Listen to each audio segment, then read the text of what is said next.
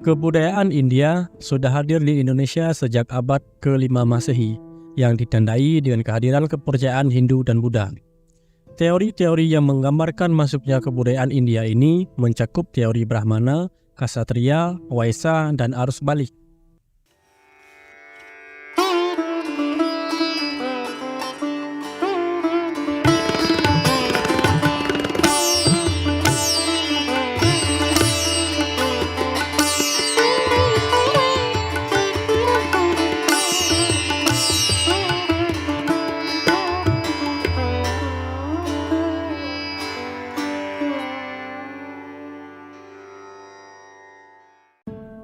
Dalam teori Brahmana, kepercayaan atau agama Hindu-Buddha disalurkan ke Indonesia oleh kaum pendeta yang dibuktikan melalui prasasti-prasasti berbahasa Sanskerta. Sementara dalam teori Kshatriya, masuknya budaya India dilakukan oleh tentara India yang melarikan diri ke Nusantara setelah kalah dalam pertempuran.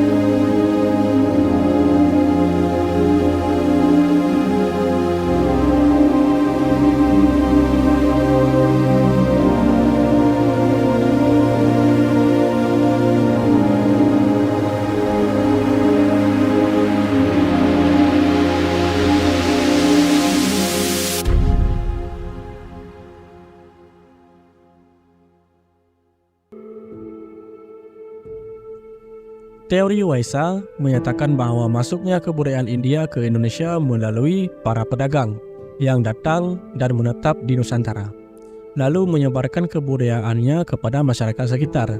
Sementara teori arus balik menjelaskan bahwa masyarakat pribumi datang langsung ke India dan kemudian menyebarkan budayanya di Indonesia. Dengan datangnya kebudayaan India ini, Indonesia mengalami dampak yang signifikan dalam berbagai aspek kehidupan, meliputi seni, kepercayaan atau agama, politik, dan sosial. Dalam bidang seni, sebagian besar karya seni yang ada di Indonesia merupakan perpaduan antara kebudayaan India dan Indonesia. Hal ini terbukti dengan adanya seni ukir pada relief Candi Borobudur yang merupakan hasil percampuran kedua budaya tersebut.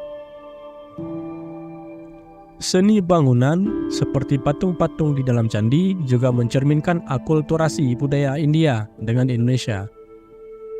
Dan juga seni pertunjukan yang mengambil cerita Ramayana dan Mahabharata.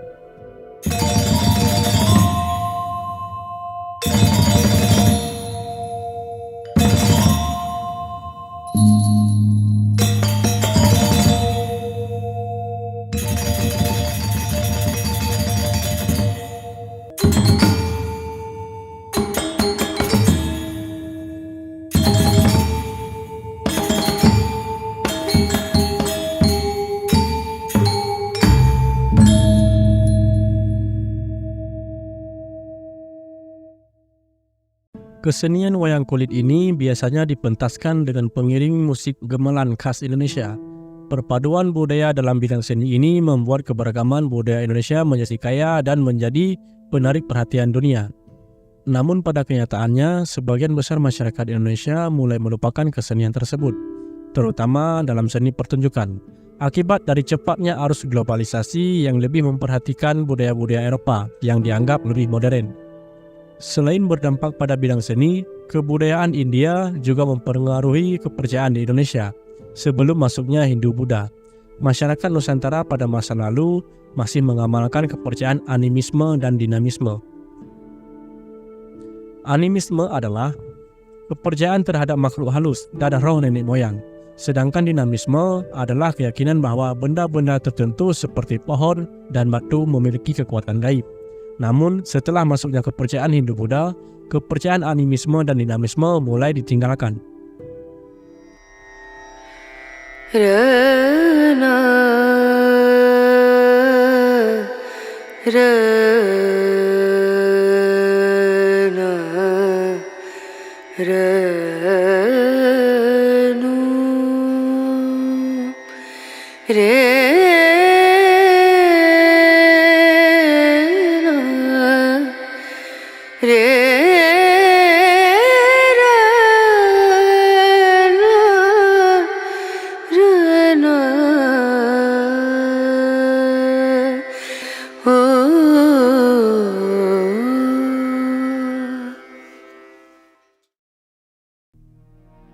Agama Hindu-Buddha yang berkembang di Indonesia mengalami sinkretisme, yaitu perpaduan antara dua kepercayaan yang berbeda menjadi satu.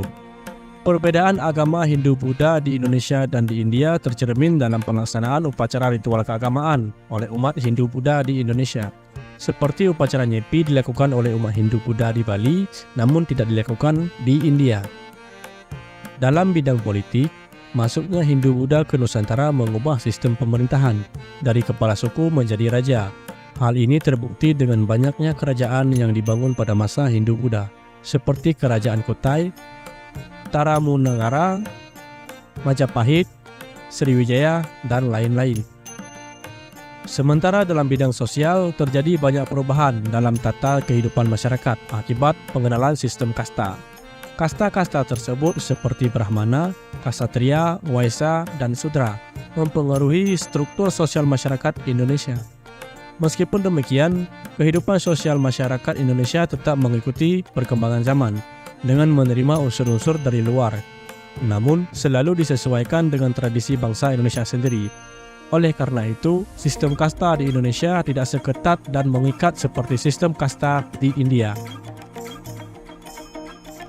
Secara keseluruhan, kebudayaan India yang masuk ke Indonesia membawa dampak yang sangat besar, terutama dalam bidang seni, kepercayaan atau agama, politik dan sosial dengan kehadiran kebudayaan India yang dapat disatukan atau dicampurkan dengan budaya Indonesia. Keberagaman budaya di Indonesia semakin kaya dan menarik perhatian dunia.